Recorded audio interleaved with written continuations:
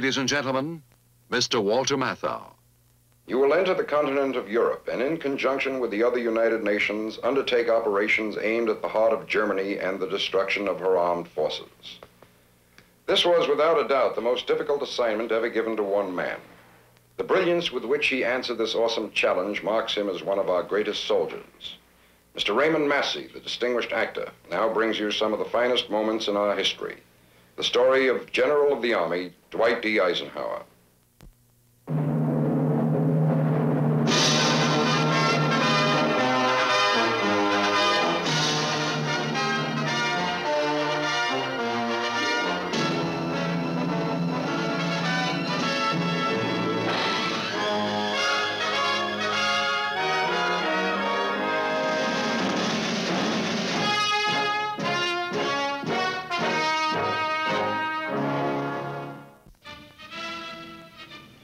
The time is June 1945.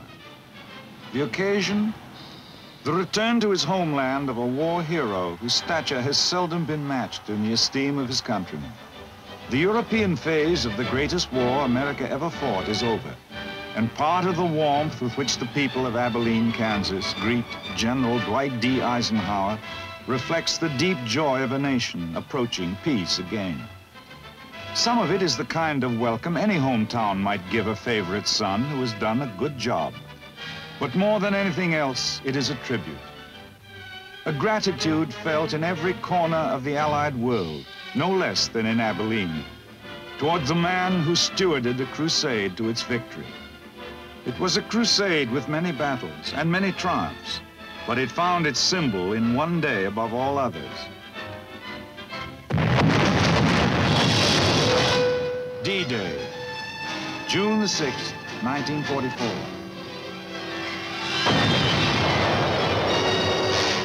The invasion of Fortress Europe was one of the greatest military adventures of all time.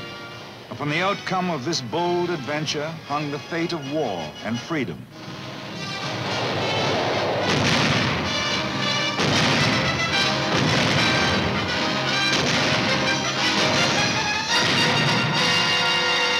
It was because so much of man's hope had been bound up in the success of this adventure that the architect of that success found the hearts of the people open to him from Europe to the town of his boyhood, where the adventure of Dwight D. Eisenhower, the man, began. Abilene, Kansas, today, a busy and proud town of almost 7,000 people living in the heart of the western wheatland, is typical of the kind of town that comes to mind with the phrase, grassroots America. The mark of the past is on it, but it does not live in the past. Its streets and its buildings bear testimony to a living and growing America.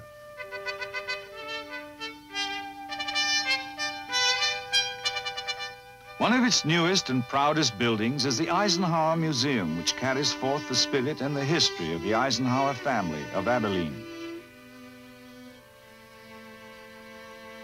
It is visited daily by citizens from all parts of the country, ranging from dignitary to schoolboy.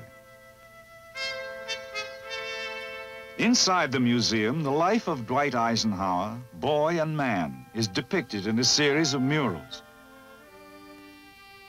From infancy, that life had the flavor of grassroots America about it. Eisenhower was born in 1890 in Denison, Texas, of parents whose families had migrated to Pennsylvania from Europe and thence to the American Midwest. Young Eisenhower's parents had lived in Abilene before his birth, and it was to Abilene, once the wild town at the end of the Chisholm Trail, now a peaceful village of the plains, that they returned when he was an infant. And it was here that he grew to maturity through a childhood that was active, eager, and happy.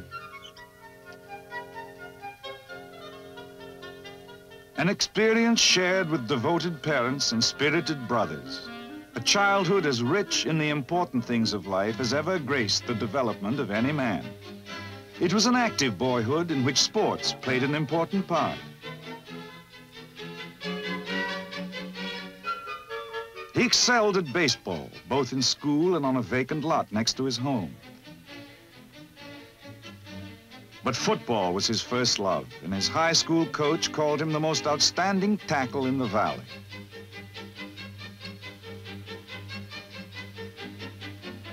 The active life was important, but the greatest single staple of the Eisenhower family life was religious observance.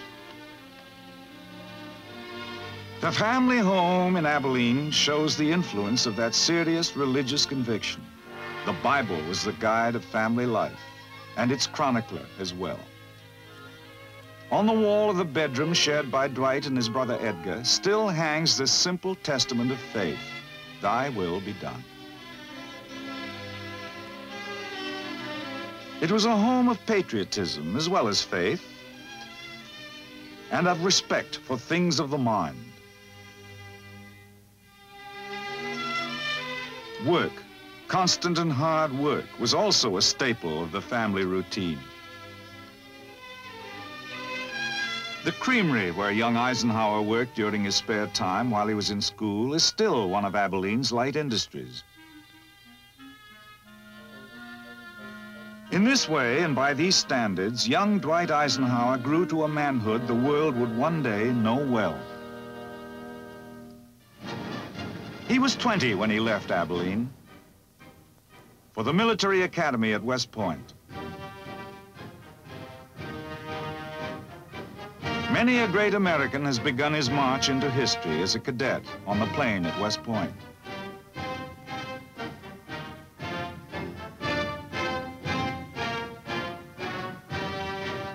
Eisenhower was graduated from the military academy in 1915 and commissioned a second lieutenant of infantry.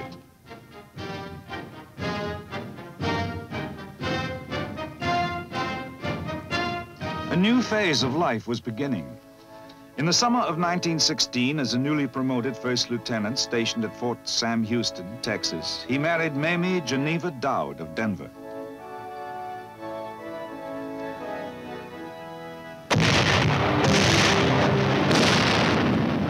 Events in Europe were forging a new phase of life for the entire world. World War I gave many a future general his first experience with combat. But young Eisenhower was not among them. World War I brought him instead command of a tank training center at Gettysburg, Pennsylvania, where he prepared troops of the new tank corps for overseas duty. His performance won for him the Distinguished Service Medal, but before he was able to get to Europe, the war ended.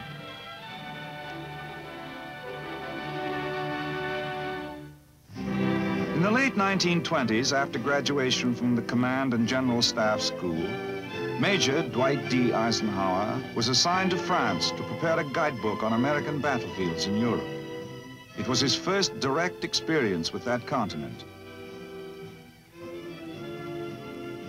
With the 30s came other assignments, climaxed by service under General Douglas MacArthur in the Philippines. For 4 years, he worked with MacArthur, who was Commander-in-Chief of the Philippine Army, to help the Commonwealth government work out a plan for its military defense.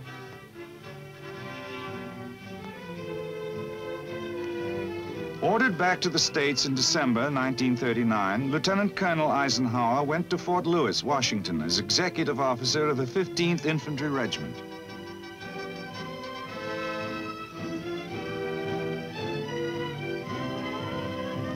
In the dark spring of 1940, German armored divisions were crashing through Holland and Belgium.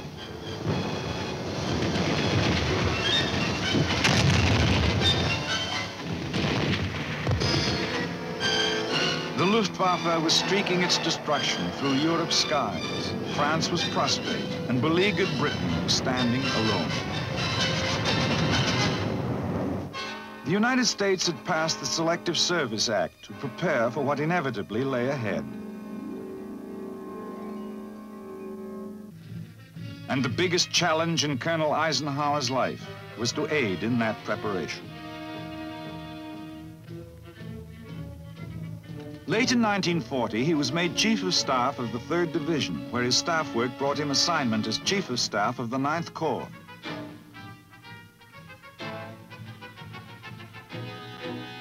In the summer of 1941, Colonel Eisenhower became Chief of Staff to General Walter Kruger, whose newly organized 3rd Army was preparing to participate in the most realistic war maneuvers yet held by American troops.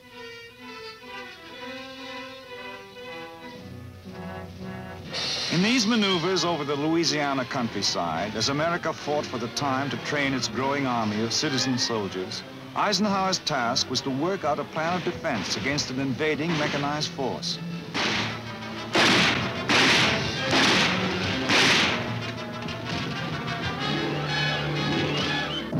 Soon after the maneuvers were over, Eisenhower was promoted to brigadier general, and within a matter of days came the bombing of Pearl Harbor.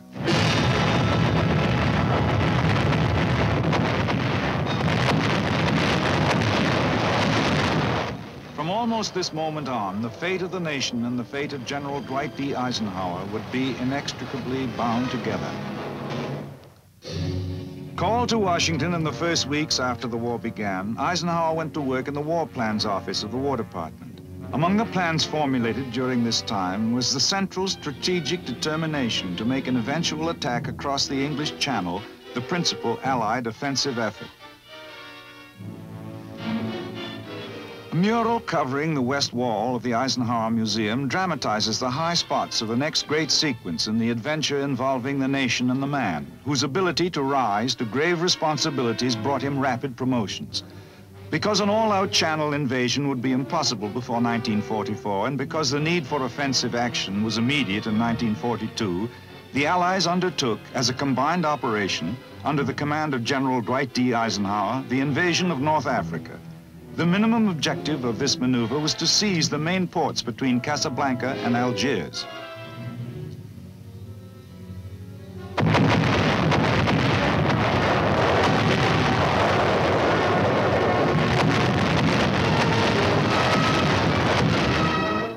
Along the rim of the North African coast, troops were ashore in late November, encountering resistance ranging from mild at Algiers to surprisingly stiff at Casablanca.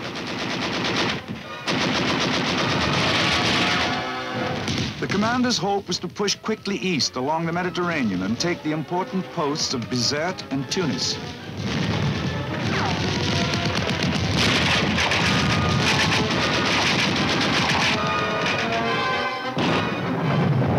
But a number of unfavorable circumstances, including treacherous weather conditions, prompted the commander to hold off on this vital assault.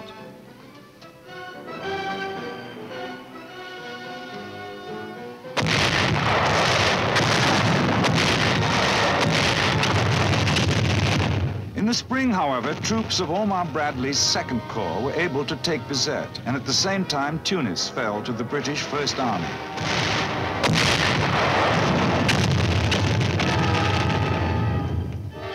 And with these victories came the end of the Axis Empire in Africa. The Allied leaders and the men who had fought under them proudly commemorated their victory.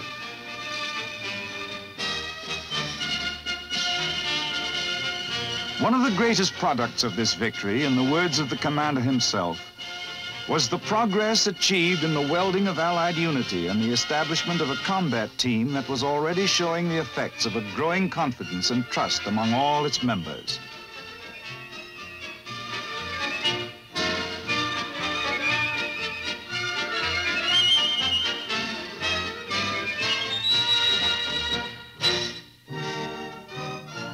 The successful end of the campaign brought personal recognition of Eisenhower throughout the world as a great leader.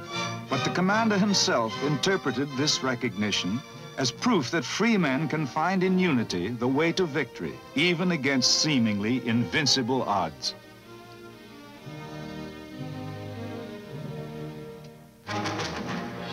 The next big campaign, the invasion of Sicily, brought further demonstration of this basic truth. Allied troops took this vital rock in the summer of 1943. The effect of Sicily's fall was electric. Italy surrendered, the first of the Axis partners to capitulate.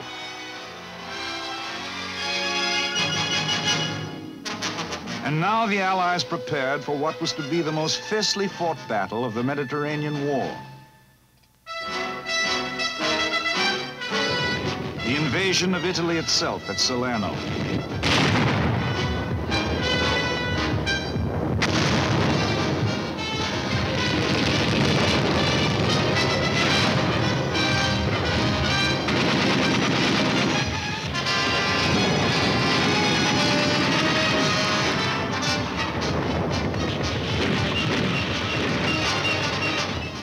Through a miracle of courage and tenacity, troops of General Mark Clark's Fifth Army established a beachhead against overwhelming German odds and went on to take Salerno and the vital port of Naples.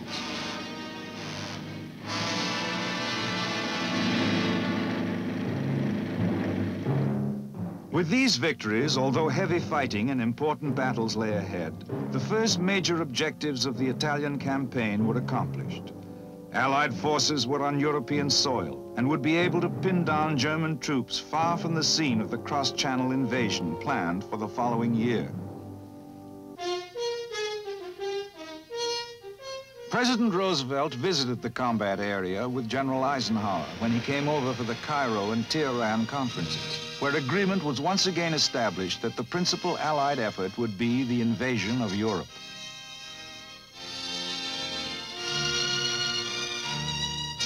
Shortly afterward, the man who would command this awesome undertaking was named General Dwight D. Eisenhower, whom people throughout the free world were now calling the man of the hour. On the opposite wall of the museum, another mural depicts some of the major episodes in the Great Crusade, which liberated Europe. The Supreme Commander's orders from the combined chiefs of staff were quite simple: to land on the coast of France and thereafter to destroy the German ground forces. Between the order and its execution lay an agony of effort. Across the Channel, the heavy fortifications lining the coast of France bespoke the Nazis' belief that they could push the invading armies back into the sea.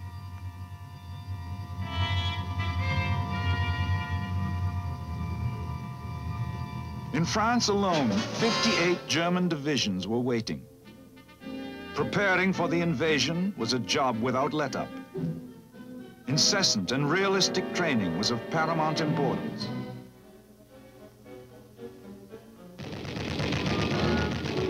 The challenges of morale, the myriad details of coordination on every level, all these were overwhelming. But through those tense months in the early part of 1944, the preparations continued. And finally, after being postponed one day because of weather conditions, the eve of the day of decision was at hand. The commander visited the airborne troops who would lead the invasion. "I found the men in fine fettle," he wrote later, joshingly admonishing me that I had no cause for worry. D-Day, with the fate of the war hanging in the balance.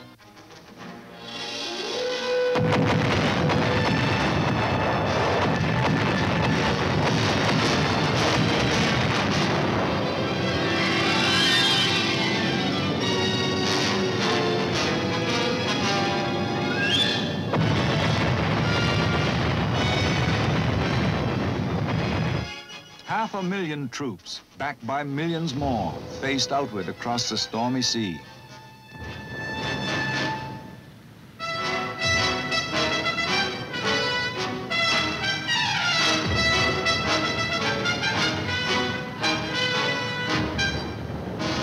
On beaches that dotted the French coast of the Channel, British, Canadian, and American troops touched shore.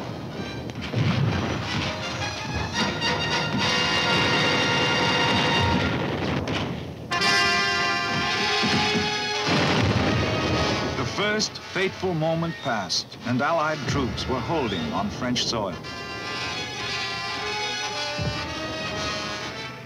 1 week after the landings, the commander was able to say to the vast armies under him, "Your accomplishments in the last 7 days of this campaign have exceeded my highest hopes."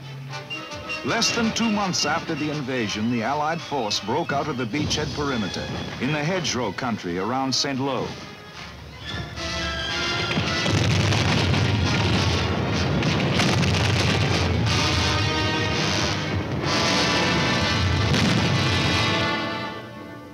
Exploitation of the breakout was the next step. And now there began the dramatic pursuit, spearheaded by General George S. Patton's armored force across the heart of France.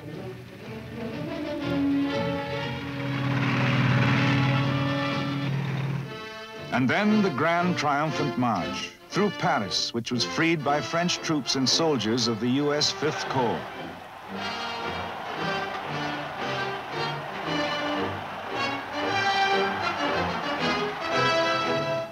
Beyond Paris lay the liberation of Belgium and the yard-by-yard struggle across the German border.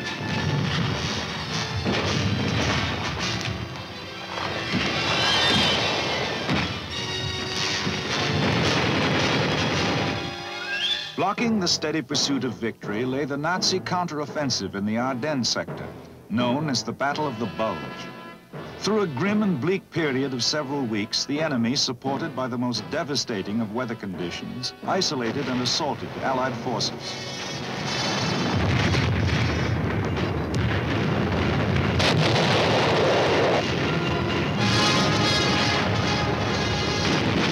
General Eisenhower called upon all troops to rise to new heights of courage and effort. The brave men of the beleaguered forces held and steadily began pressing the enemy back. And from that moment onward, the Supreme Commander counted on weakened Nazi resistance. The bridge at Remagen across the Rhine, one of the sturdiest symbols of the war.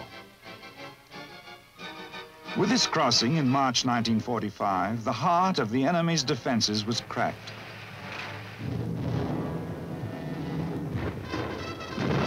There remained the substantial task of mopping up what was left of the enemy west of the Rhine.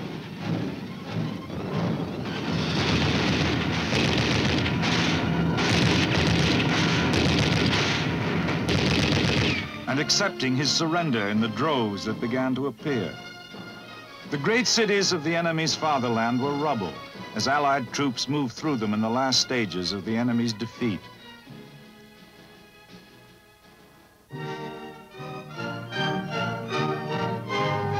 Both Commander and GI were able to find the exultation that comes when victory is close.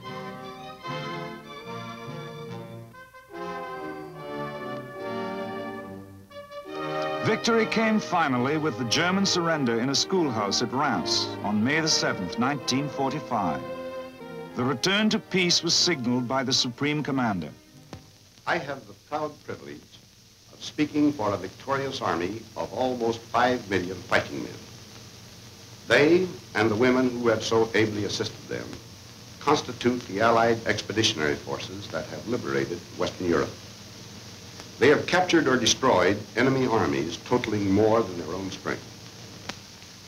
Merely to name my principal subordinates in the Canadian, French, American, and British forces is to present a picture of the utmost in efficiency, skill, loyalty, and devotion to duty.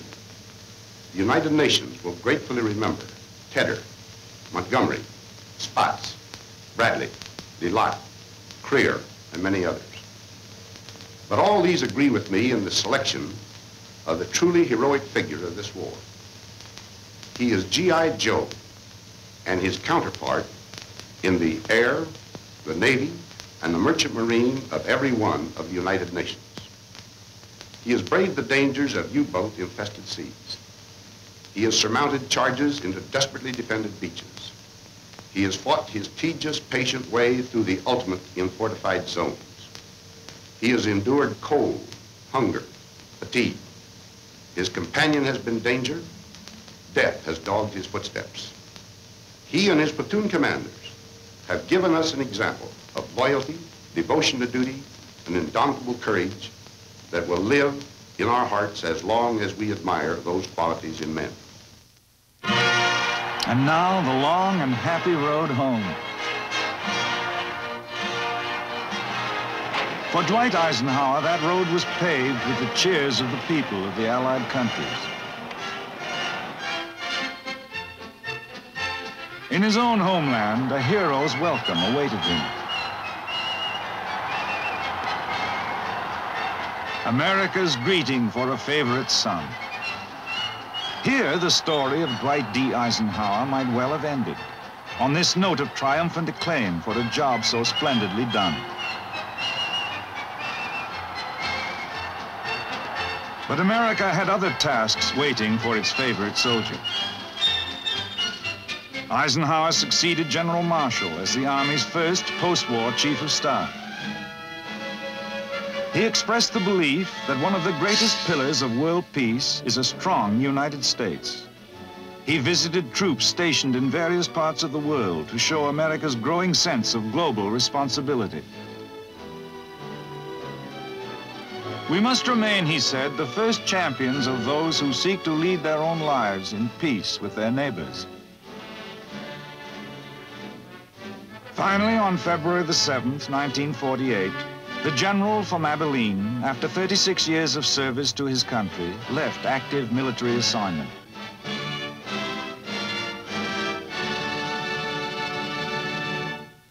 But not active participation in the life of his nation. He accepted an invitation from Columbia University to serve as president of that great institution, enabling him, so he thought at the time, to devote the remainder of his useful life to the challenges of education.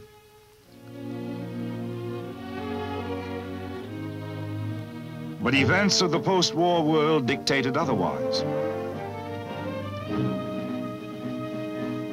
The urgent necessity for unity in the free world brought into being the North Atlantic Treaty Organization. And it was evident that only one man could make that vital and complicated organization work from the outset, Dwight D. Eisenhower. At the end of 1950, he answered his country's call once more. And once more, he was on European soil to assume supreme command of the land, the sea, and the air forces of a grand defensive alliance. Against the new threat rising from the Soviets, who had once been his nation's ally, he had to create in the war-weary European soul the will to defend itself, so that freedom so dearly bought would not be lost. For more than a year, he labored diligently at his task of coalition. When he turned over the reins of command to General Matthew Ridgway, the structure of military unity among free nations, on which rested the hope for continued peace, was established. Once again, with the accomplishment of substantial victory behind him, this might well have been the end of his public career, and in a sense it was. The closing chapter in the story of Eisenhower the soldier.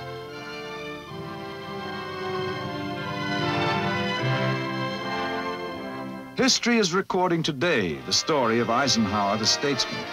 The stories may be separate, but soldier and statesman, they are the same man, Dwight D. Eisenhower, citizen of the United States, spokesman for and symbol of the free world. And son of Abilene. As rich a study as this nation has produced of the capacity for greatness which lies at its grassroots.